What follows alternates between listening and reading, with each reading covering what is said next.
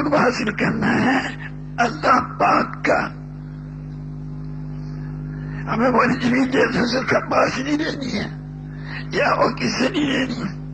اب وہ کیوں ہم یہ ساری محنت کیوں کر رہے ہیں؟ اس لیے کر رہے ہیں کہ ہم اللہ پاک کے زیادہ سے زیادہ تقرب کے درجات پر پہنچ جائیں.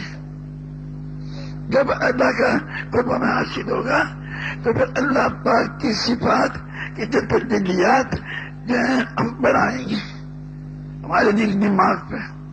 پھر اللہ رب العزت جس وقت میں جس حال میں جو کچھ چاہتا ہے اکثر شانو ہمیں بھی اس وقت میں اس حال میں وہی چاہنے کی توفیق برابر فرمائے گا.